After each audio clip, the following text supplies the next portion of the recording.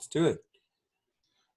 So welcome everybody. We are very, very excited today. When I say we're talking about Axe IT Consulting along with Systema Solutions. We're two local businesses here in Calgary, and I hope you're like me. Always good to support local. And we're technology-based companies, and you know, we have very young founders, and so, you know, not only are we entrepreneurs, but we're local. And the reason that we're doing this webinar today is the webinar is called Business Essentials for Small and Medium-Sized Enterprises. So Business Essentials for SMEs. And, you know, we've all experienced this massive challenge with COVID-19. And COVID-19 has absolutely changed the way business works. It's actually caused massive economic dislocation. And I don't know anyone out there who's managing a business or managing people who hasn't had to think a lot about what kind of pivots are going to be critical for them if they want to continue to run a viable business. And so, you know, our two companies, again, Systema Solutions along with Axe IT, we decided to come together and think about what we could offer to help the community. And we couldn't think of anything better than getting experts together to talk about the challenges that we're facing and start to think about real world solutions. I mean, there's no point in, you know, hanging our head and saying, oh my goodness, COVID is here, we're all done for. I think there's always solutions, but sometimes you have to look further than your current circle. And, you know, one of the quotes I love to share often is, you know, Sun Tzu said, in the midst of chaos, there is opportunity. Opportunities tend to multiply as they're seized. Unfortunately, they go away often if they're not, right? And as tough as COVID is, we think COVID is an opportunity to step into something great. And so I'm so excited to be co-hosting this with Rochelle. Rochelle is the director of everything at Systema Solutions, right? And so welcome, Rochelle, and great to have you here. Yeah, thank you, Abe. And thanks also for this great opportunity of like partnering with Axe IT. And yeah, I would love to always do this every Wednesday. Yeah, and it's great because we are going to be doing that every single Wednesday, 1:30 p.m. And you're going to have some rotating hosts. So sometimes I'll be one of the hosts, and my wife, she's in charge of Axe IT, and sometimes she'll be hosting it, and sometimes Rochelle, her business partner, Ryan, will be hosting it, and other times we'll have some other of our team member. But today, we are so thrilled to have as our first guest. So you're going to go down in history, Jamie, as the first guest, right, of SMEs Business Essentials. And we've got Jamie Smith. And, you know, when you look at Jamie's bio there, and I'm going to touch on a couple of highlights, I can't think of anyone better to start our inaugural episode because, you know, Jamie is, you know, so many times, if I can just be honest, you know, I've been in business, I've hung around business people for a long time. And a lot of the time business advisors don't have a ton of real world business experience. You know, you can actually get an MBA or get a CPA and become a business advisor, and that's great. But you don't necessarily have actual real world business experience. And so Jamie is not only a CPA, and the education is critical, but she's also, you know, in the work, you know, doing business. And, you know, she is a co-founder of Amplify Advisors, and Amplify is an accounting consulting firm. And they provide finance leader, business advisory, and connector services, which are so important. But she also currently works with Bear Hill as CFO. And so Bear Hill operates 4 brew pubs. So how many of you want to get to know Jamie now? You know? And, you know, they have 10 local craft beer brands as well as a distilling operation, which is just awesome. And, you know, I know that folks like Jamie have not only the acumen and the intelligence and sort of the academics, but also here I am in the trenches trying to make this work. And so welcome, Jamie. Thank you so much for being here today. Thanks. I appreciate the intro. Thank you. And, you know, Jamie, why don't you just tell the audience here today a little bit about you, like your business story. How did you get where you are, and what's some of the stuff that you're up to right now? Sure. So as you mentioned, I'm one of the co-founders of Amplify Advisors, and my co-founder and I worked at Deloitte together. So we actually met there. We were in an accounting consulting team at Deloitte. Prior to that, I had worked at PwC as an auditor, and he had worked at Deloitte as an auditor in his early career. And we both also left the professional services to be finance leaders in different industries and organizations. So our backgrounds are similar in the sense that we've been in client service for a great part of our career, but we've also been within finance and accounting functions. So we decided to start Amplify Advisors. Actually, it was an idea that we were exploring as part of our job at Deloitte. But Deloitte at the time that we were working there was very focused on large entities. And we had the idea to take the best of the big, so the sophisticated and the scaled and the educated, but bring it to the small, medium business, which was a passion of ours. So when you speak to supporting local and supporting those business owners and those founder operated businesses, we really wanted to get involved in that area. And we thought that we had something to offer that wasn't currently on the market. So what Amplify does is in that space, the small and medium business space that we're concentrating the conversation on today, we put fractional CFOs in. So companies that are growing at a pace where they do need that level of executive in their finance accounting department, but they obviously aren't in a position to spend $200,000 a year on an FTE to fill that role. So this gives them a scalable fractional option. And that's our core strategic service offering. We also do various advisory and consulting projects as well. But the core thing that we're offering is that opportunity to have a finance leader on your team that you otherwise wouldn't be able to afford. So it's been exciting. We've got 10 people on permanent payroll right now, and we tend to run a team of about 20 because we use subcontractors for some of our other work in the recruiting space and placing CPAs. So we run about 20 most months and 10 permanent. And Jesse doesn't love it, but I always tell people that the best CFOs are everybody but the co-founders. We've hired such amazing people, and obviously with the way the economy's been for the last few years in Calgary, we've had an opportunity to work with people that are just incredible. So the clients that we serve get an opportunity to work with true executives that have a lot of experience. So it's been really rewarding.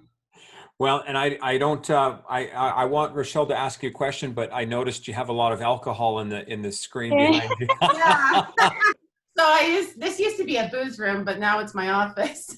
But it is ironic because I normally work out of my client's office at Last Best on 11th in Calgary, and we run the other breweries in Banff and Jasper and then Campeau and Edmonton. So I am used to being surrounded by alcohol, and it doesn't change even when they put me in a COVID prison. That's great. Cool. Yeah, so my question, Jamie, is like, like based on your experience, and well, we get a chance to work with you, right? Like, and I love the business model of Amplify. Like, I'm hands up to that one. And working with you right now, I think. Yeah, right? yeah, exactly. And like regarding your experience and what have you been hearing about like this for SME, like what is the SME experience when it comes to like COVID, like trying to balance their the pandemic, and then trying to make decision when it comes to their business. So can you share something about it? Yeah, so I mean, there's been a couple things that have popped out for sure during this particular time. Obviously, one of the challenges we've seen with all of our clients, and we've really had to step up and put a lot of extra time and effort in, is just navigating these government programs. So they're, sadly, but also to some degree it makes sense given we're in the middle of a pandemic and no one planned for it. We will see the government announce programs that make a lot of people quite excited. However, the details come many weeks, even months later. So that can be really challenging. Frankly, it's even challenging for the cultures of the teams that our clients have, because their employees and their team are hearing these amazing opportunities, and then they're wondering why they don't get applied just like that for the clients. And the reality is the applications open a month 6 weeks later. The details come out many weeks later. So that's been a major challenge we've seen with COVID, and we're really trying to step up and help with that. And we've been able to make quite a difference, but it's frustrating because patience is a big part of it. And when you're in the middle of a crisis, being patient feels quite ironic. Another thing that we're seeing is the ability for clients to, look at their strategy and pivot in a way that leverages assets and resources they already have.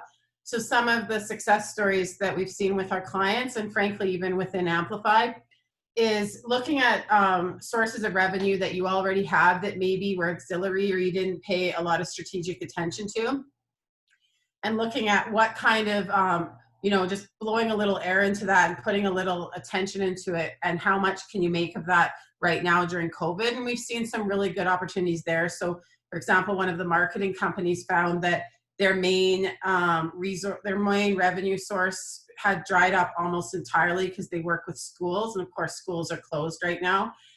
So then they had to look at their digital marketing, and they, to some degree had been neglecting it because their core revenue was so successful that they weren't spending a ton of time on the digital marketing. And this has given them an opportunity to really invest strategic effort there. And it's already starting to pay off, and it was overdue and needed. So that's a way to turn it into an opportunity. Obviously, our brewing and distilling clients have gone into hand sanitizer, and that's got a double impact because it's helping the community, and it's truly making a difference within their community because it's a needed product, but also it's a revenue source. So that's been a creative pivot that we've seen most of our brewing and distilling companies go into. And then there's been other instances, like even with Amplify, we've definitely looked at our business model and revenue models, and we've taken leaps quicker than we otherwise would have, because we kept holding off on some things. So our accounting services has really taken off, and it's been an opportunity because we were neglecting that buildup of that service line. So I would say that the two trends I've seen across every business, including our own, is navigating those government programs, really difficult, and then and the companies that are having the success stories are definitely looking for pivots, but the pivots aren't dramatic or expensive because obviously there's not money or time to be spending on dramatic, crazy pivots. But, going back to that quote that Abe had on the screen with opportunity, it's really seeing the opportunity and using the people and the assets and the resources that you already have, and just seizing it more than you otherwise would, because you get tied up in regular work and regular business. Yeah, and that's a real challenge, isn't it, right? Because at the same time as you're trying to, not drown, you also have to change direction, right? And so what are you finding, like, if I'm a small business owner or medium-sized business owner or even a solopreneur watching this today, I mean, what are some things that you could share, just some piece of advice for making that transition? Because my fear is a lot of people who will make major changes out of fear, and they haven't really done the work of sort of strategy and thinking about, where the market is going, right? So what are your thoughts? Yeah, so I mean, when we sit in our CFO seat as opposed to just business owner seat, our typical challenges that we help clients with are just magnified in this crisis, right? So cash flow is a significant issue for growing businesses always, and a lot of times people think they're embarrassed about cash flow challenges because they think it's a sign of distress, but we know that cash flow challenges will happen with all growing businesses because of the volatility of your receivables and your collections and your sales. So you introduce a new product or a new location, and you're going to see different trends and patterns, and then inherently you will have a challenge. So with growth, cash flow is a challenge in pretty much every industry we've ever seen. It's almost unheard of for cash flow not to be a challenge. And then you add to that COVID and potentially being non-operational in one or more department or division, and cash flow is obviously concerning. So the need to look at your cash flow on a high level perspective, at least, if not a detailed level, has been a big part of all of our time, because we are now looking at cash flow and forecasting on a daily basis, which not all of our clients needed that previously. We did have clients that could go were fine with weekly cash flow analysis, and some were even fine with almost monthly. Most weren't because they're growing companies, but some you could get away with every couple weeks. But now we're at daily for pretty much every company. And it's important, right? Because as you're looking at some of those new initiatives, you need to know the timing of the cash flow and how that's going to work. And then strategy is always an issue with entrepreneurs, because we all know that entrepreneurs love to chase the squirrel or chase the yellow ball. And it's exactly what makes them successful. It's what keeps them energized. It's the most amazing quality of an entrepreneur, but it's also can be a challenge because the focus is necessary, right? And so with COVID, it's important to be focused and to just like it is with business anyways, but again, it's magnified. So, stepping into the shoes of that customer or client and thinking about how have they changed? How is their experience different? What level of empathy do you need to alter? Be core. You need to be core to your culture and your values, but you also have to be able to think about, how is their economic circumstances, especially in Calgary, how has that changed and what impact does that have on how they interact with you as a business, right? And so it's really important to relook at your strategy from the perspective of the client, and then to and then to put that out in terms of those initiatives, right? And figure out what are those decision points? Like, how long do I put effort into this before I decide that I need to pivot or tweak? But you want to fail fast, but you also need to you need to let things breathe before you can make quick decisions, right? So this is always the case with business, but it is definitely more significant right now during COVID.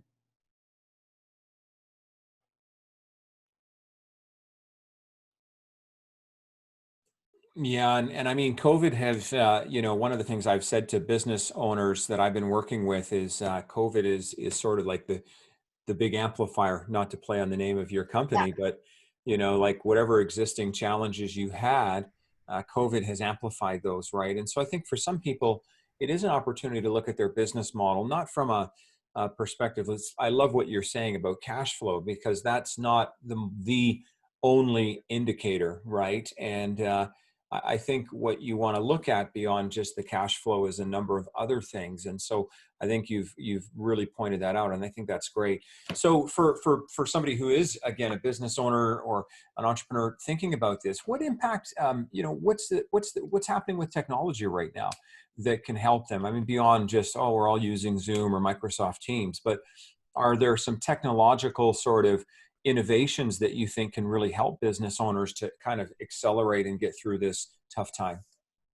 Yeah, so I think it's a good point, because on the one hand, people are working remote, so they're starting to understand some of the technology that they actually always had access to, but they just weren't leveraging, right? So the number of people that I've met in the last month or so that are excited about Teams, but obviously have had Teams in their Microsoft package for well over a year or two now. It's exciting. So and then the other thing is there's an odd dynamic depending on the business. On the one hand, there's certain businesses that have some capacity because they're able to keep them on payroll and use the subsidy and the rest. So that capacity can be used towards that technology, right? So I think Rochelle and Ryan and I were talking even right before this call that there is an opportunity to take that capacity and target it towards technology that's been on your list and your to-do list, but always gets pushed off. So if you have that capacity, it is a perfect time to be doing it and to be amplifying your projects when it comes to IT. On the other hand, there are obviously a lot of small and medium business that are running way leaner and had to let people go, and government programs or not, they still can't bring on a full team. And so in that case, it's obviously harder to be doing new projects, but just using that technology that you already have in a way that that helps you work remote and helps you be more efficient. There's no question that when you're lean right now and you're working remote, if you questioned whether or not automating versus manual had value, I think that's clear to people at this point in a way that maybe it wasn't before. And so we need to take advantage of those things. And even if it's a matter of just parking lot those ideas and those challenges and those questions, so that when the resources and time's available, you can prioritize and make some system selections. That, you know, for some people, that's all they can do is just put it in the parking lot. But there's no question to me that, you know, for Amplify, we were lucky enough to have that experience, having been in Big Four. We've always set up to be very automated. Like I'm a CFO, I'm a CPA, and everyone in Amplify knows that as far as I'm concerned, if you're using Excel, it's because you're lazy. Like there's always a better way than Excel, right? And I'm a little harder core about it than some of our team, but I do believe, like, if you're using Excel more than once, you should be able to automate it. You should be able to come up with a program that has better controls, better automation, and is more scalable. I obviously use Excel because that's the classic accounting program. And I'm not saying I never use Excel, but if I use it for anything more than once, then I question whether or not I'm taking the time to automate. And as a small, medium business, it can seem like it's not a big deal because it's 3 minutes or 5 minutes. What's the big deal? But if you do have real growth ambitions, it will matter, because that's going to multiply, and then there's going to be inconsistencies and a lack of controls, and you'll create a ceiling to your growth that you didn't intend. And that's why spending the time and effort, and frankly the money up front for automation, can make such a big difference. So you should be considering your long-term growth, not just today when you're making decisions on technology. Yeah, exactly. And then like, yeah, I agree on that with you, Jamie, because like sometimes like most of some of the business owner, they are not realizing that they need to automate already. So, you know, like, yeah, so they need to what you call this, like identify what are the strength, and then what are the advantage of like automating rather than like still in manual. Because at the end of the day, if all the changes are happening, especially in this crisis, you know, like you need to have like a fast reporting, how you can decide, how can you easily um, leverage on your resources, those kind of stuff. Like, yeah, so basically like, yeah, we really just need to identify how to easily adapt with technology. Yeah. So, I mean, if I think about one of the analogies I give about the finance department, and automation is the biggest part of it, really. It's like a garden, right? So if you go in to plant a garden from scratch, you know, you can organize it. You can see clearly where the shrubs, where the flowers, where everything goes. And that's, you know, relatively easy. And it's amazing at the end. You have this beautiful green space. That's incredible, right? Now, if you go in, when Amplify goes into a garden that's been around for 5+ years and is already making $5 million, the end result's going to be the same, right? We're going to have this beautiful finance department or this beautiful lush garden, but the back-breaking weeding is it'd be hard to see the value of that back-breaking weeding, right? Because that's what it takes. And, you know, whether it's a finance function or other functions within your company, that if you invest in the automation up front, then you get to grow into what you want in a very smooth and simple way. Obviously, there's some investment of time and money up front.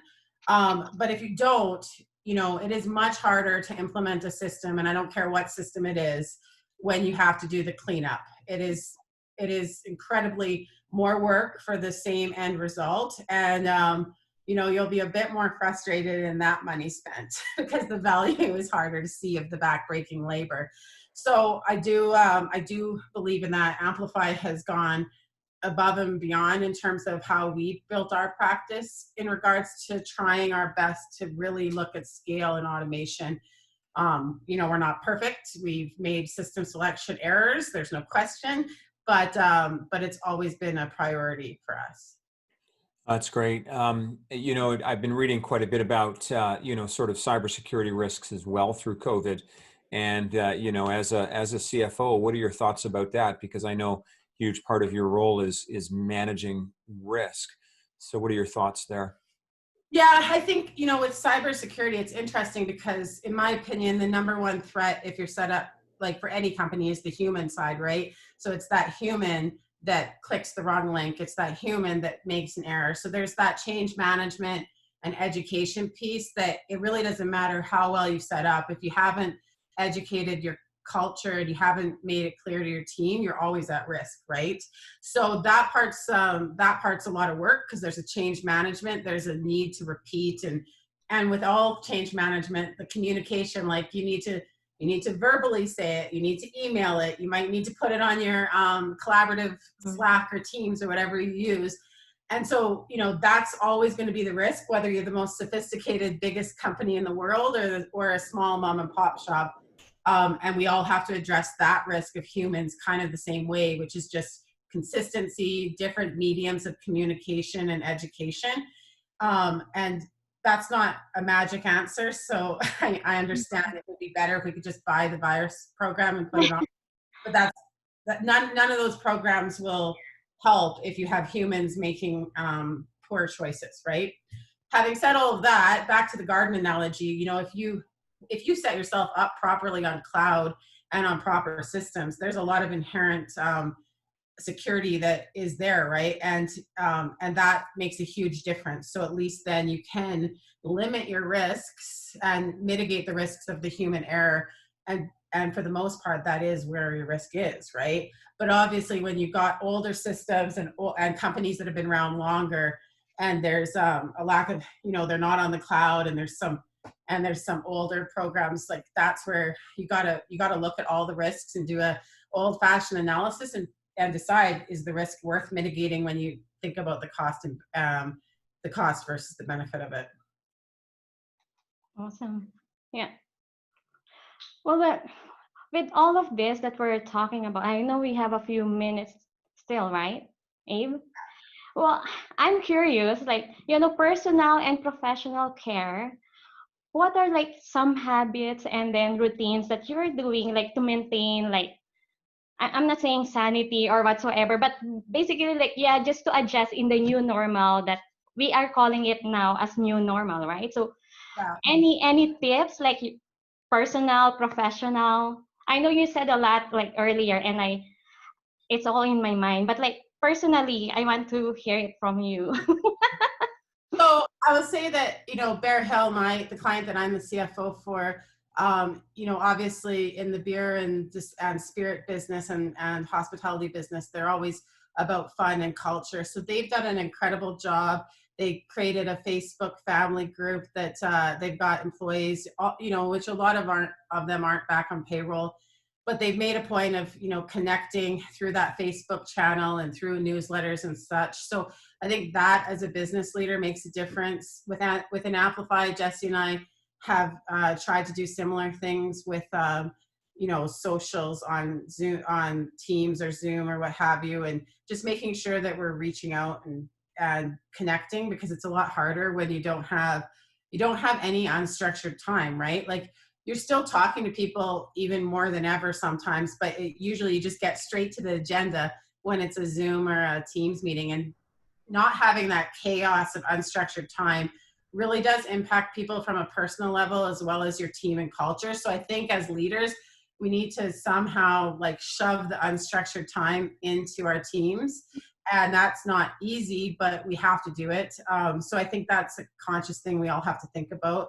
And then from a purely personal perspective, it's funny because I have two boys, they're 12 and 7, and then a husband, and they convinced me to get a puppy pre-COVID. And I was annoyed because I'm like, it's the middle of winter, we shouldn't get a puppy until we've had a vacation, et cetera, right?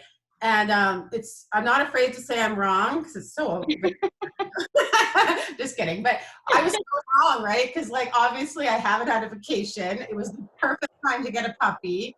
He is a complete pain. He's a lab. He's puppy bad, he's trainable, but he's testing the limits. So he is a big part of the sanity for all 4 of us. And I was very wrong, because I was totally against getting a dog, and we got it pre-COVID, so we can't even be accused of being one of those COVID puppy buyers. Yeah.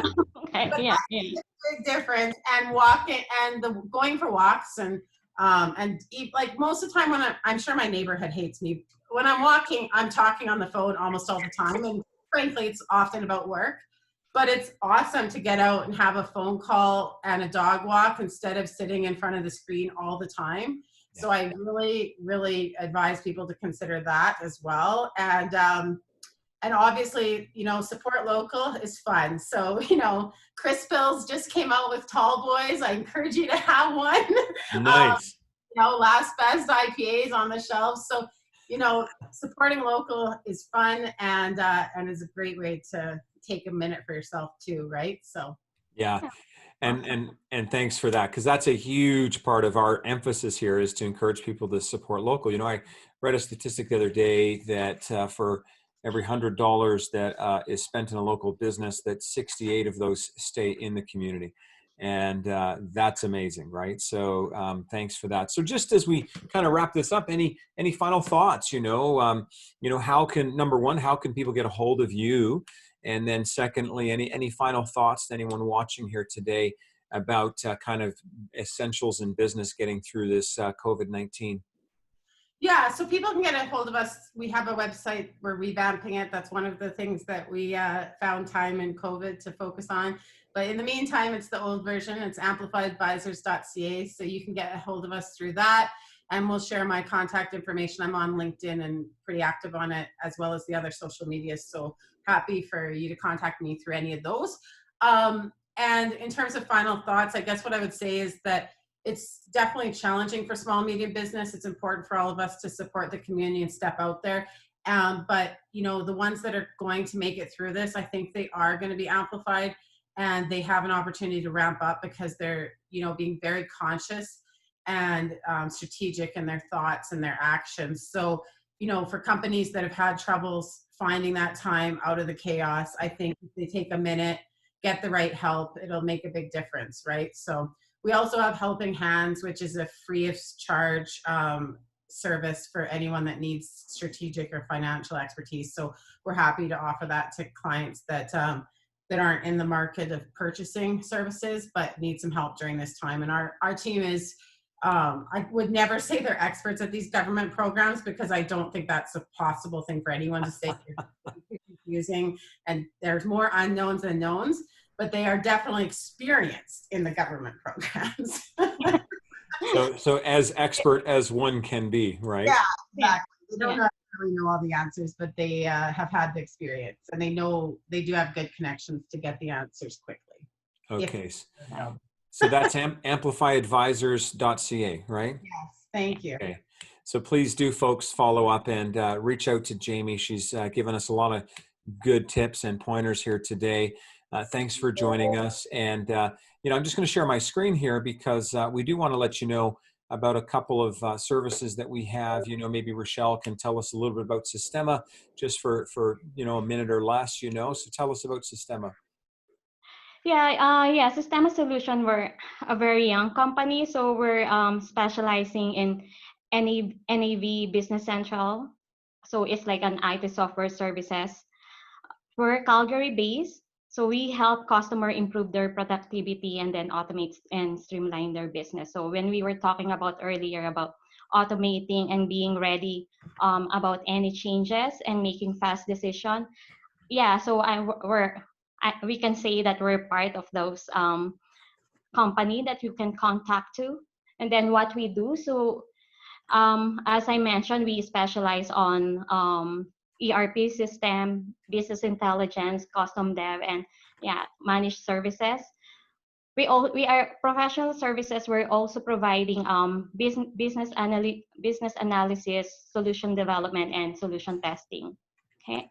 So you can contact us, and my email is on the contact information. So Rochelle at Sistema Solution. So let us know if you need some help on your business, and then we also do our organizing your processes, and then maybe we can talk about it if you need some help. Okay? That's great. Thank you so much. So systemasolutions.ca. They've got a great range of products and services, and of course also Axe IT Consulting. And we're focused on actually three things: cybersecurity, business continuity, and managed services. And these are critically important, I think, particularly now more than ever. when you invest in your technology and your processes, you're actually investing in yourself. And so please do take advantage of that. You can just go to our website. It's AXEIT consulting.com. That's AXEIT consulting.com. And, next week, we've got a very special guest who is somebody that I know personally, and he's well known in the Calgary area, George Brookman. He's an entrepreneur. He's a community supporter. He's the principal shareholder of West Canadian Digital Imaging, and I'm sure many of you watching might be clients of theirs. And he was also the president of the Rotary Club of Calgary, president and chairperson of the Calgary Stampede. I'm sure some of you have heard of the Calgary Stampede. And so he's been around, and he has a lot to share about entrepreneurship. And so please do join us next week. That's Wednesday at 1:30 p.m. And thank you so much for tuning into this. Go to SMEBusinessEssentials.com. That's SMEBusinessEssentials.com to register for next week. And we'll see you then. Thank you so much. And thanks again, Jamie. This was Thank you, awesome. Tiffany.